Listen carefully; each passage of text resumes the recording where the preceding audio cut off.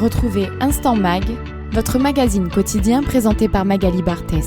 Servir des gens que l'on ne connaît pas et les protéger. C'est la devise du capitaine Israël Ben Chetrit qui a frôlé la mort en combattant dans les troupes d'infanterie de Tsahal à Gaza. Il est aujourd'hui notre invité. Bonjour Israël. Boker Tov Israël. Boker Tov, good morning, bonjour. Après les pogroms du 7 octobre, l'État d'Israël n'a eu d'autre possibilité que de se défendre contre le Hamas. C'est désormais le même raisonnement contre le Hezbollah, mais le silence des nations reste le même. We don't care. We don't care if the United Nations don't care. This is our problem, and we need to solve our problem. And we don't need to think what another nation or another country think. Nous n'avons que faire de la vie des Nations Unies ni de celui d'autres pays. L'important pour nous est de nous occuper de nos problèmes. En Israël, nous vivons dans une situation où nous voulons la paix et nous nous battons pour cette paix. D'ailleurs, nous prions tout le temps pour que la paix advienne. Nous voulons conclure un accord avec le Hamas ou l'autorité palestinienne. C'est d'ailleurs ce que nous demandons en permanence. Mais notre ennemi, lui, ne cherche pas la paix. Bien au contraire, il ne cesse d'attaquer Israël. Alors Israël a bien le droit de se défendre, le droit de défendre ses citoyens. Le 7 octobre, le Hamas nous a attaqués alors que nous étions dans nos synagogues, dans nos maisons. Le Hamas nous a attaqués lors d'un jour saint et le Hezbollah s'est joint à cette guerre contre les citoyens du nord de notre pays et contre Israël tout entier. Il en va de leur responsabilité. Désormais, Israël lutte contre le Hamas et le Hezbollah en détruisant toutes leurs infrastructures. Israël a le droit de le faire afin de défendre son territoire et ses citoyens. Que les ennemis ayant l'intention de nous attaquer sachent que nous n'aurons aucun scrupule à leur riposter plus puissamment encore. Et tout ennemi doit savoir que personne ne peut s'en prendre à nous.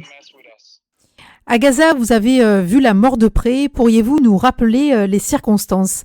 The first thing I saw in Gaza is a spirit of heroes. This is the first thing I saw. À Gaza, j'ai vu beaucoup de morts, beaucoup de situations difficiles et extrêmes. Mais la première chose que j'ai vue, c'est l'esprit d'unité des héros. Et c'est la première chose que tout le monde doit savoir. Ce qui s'est passé à Gaza, dans la tête des soldats, des combattants, des guerriers, a quelque chose d'étonnant. Tout le monde est à l'unisson et tous les soldats croient en ce qu'ils font. Nous pensons que nous avons le droit de répliquer au Hamas afin de le vaincre dès que nous le pourrons. That what we're doing in Gaza, we have the right to do it. We have the right to attack and defeat Hamas as soon as we can. And unfortunately, malheureusement, j'ai vu beaucoup de morts et de blessés, mais cette réalité, nous devons la connaître. Nous devons nous souvenir de ces soldats qui sont allés au combat dès qu'ils l'ont pu pour protéger leurs frères, pour protéger des familles et des personnes qu'ils n'avaient jamais rencontrées, avec lesquelles ils n'avaient jamais parlé. Et c'est ce que nous devons faire. Vous savez, en Israël, la familiarité est quelque chose de naturel. Tout le monde s'appartient, que l'on se connaisse ou pas. Everyone is belong and close together, even they never met and they never talk. Oui, et dans les mots de nombreux Israéliens, au-delà de Tsahal, on parle beaucoup de cette entraide qui se développe malgré une société très divisée. Yeah, you know, with the social media, they want to show. Oui, quand vous ouvrez votre télévision en France, quand vous ouvrez les réseaux sociaux, vous avez peut-être vu le conflit que nous avons en Israël entre la droite et la gauche. Mais tout le monde a besoin de connaître les vraies nouvelles, ce qui s'est passé ici en Israël. Et ce qui s'est passé, c'est l'esprit d'unité. Tout le monde se soutient, les familles, les soldats, les travailleurs, tout le monde est uni. Et cela même en cas de désaccord sur un sujet. Et c'est ce qui se passe réellement en Israël, pas ce que vous voyez à propos des désaccords dans les informations. We have disagreement about any situation. We are lover everyone. We are together with everyone. And this is what's really happening in Israel, and not the conflict or the disagree that you are maybe see in the news. Depuis le 7 octobre, on parle beaucoup de Hasbara, qui a pour objectif de véhiculer une bonne image d'Israël. Comment Israël travaille pour légitimer les faits et sensibiliser le monde, n'est-ce pas une peine perdue? Yes, I agree with you. We have a problem of PR about the war, but you know, this is our mission. I got wounded in Khan Yunis, and temporarily I can't come back to the battle, I can't come back to my warriors. Oui, je suis d'accord avec vous. Nous devons améliorer notre communication de guerre. J'ai été blessée à Canyones et temporairement, je ne peux pas retourner me battre. Je ne peux pas retourner auprès de mes soldats. Mais je garde en tête ma mission, celle d'apporter la vérité sur ce qui se passe vraiment à Gaza. Vous savez, j'étais à Canyones, dans le quartier Qatari. Et dans chaque maison où nous sommes allés, il y avait des armes, des grenades partout. Dans votre cuisine, je suppose que vous avez du sel et du poivre, mais dans leur cuisine, dans leur quartier du Hamas, ils ont des armes, ils ont des roquettes. Et je vois vraiment que c'est ma mission maintenant de rapporter ce qui se passe vraiment, malgré ces lacunes en communication. Et nous devons faire en sorte d'apporter les vraies informations au monde entier sur le mal à l'état pur, qui est le Hamas et le Hezbollah. Vous savez, il y a quelques jours, nous avons vu qu'Israël apportait des assauts dans des maisons. Et là aussi, dans chacune de ces maisons, il y avait des roquettes, il y avait des armes et des missiles. Qui peut imaginer qu'ils auraient mis des missiles dans leur maison? C'est ce que nous devons vraiment montrer et c'est ma mission maintenant. Je vous remercie de l'opportunité que vous m'offrez de parler à votre radio et j'espère que vous diffuserez l'information sur d'autres chaînes pour dire ce qui s'est vraiment passé à Gaza, ce qui s'est passé au Liban. Ce n'est pas une guerre ordinaire. C'est le mal à l'état pur qui est en train de se produire là-bas et c'est à cause de cela que nous avons tout quitté. Nous avons quitté notre famille, nous avons quitté notre entreprise et à cause de cela, nous avons tout quitté. Nous avons tout quitté parce que nous allons lutter contre ce mal.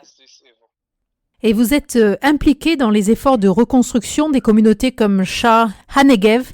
Yeah, so this is a great place, a great center that helping all the families, all the kids since 2008. Oui, le centre de soutien psychologique de Sha'ar HaNegev est un lieu exceptionnel qui aide les familles, les enfants depuis 2008. Il propose les traitements physiques et traitements psychologiques dont ils ont besoin.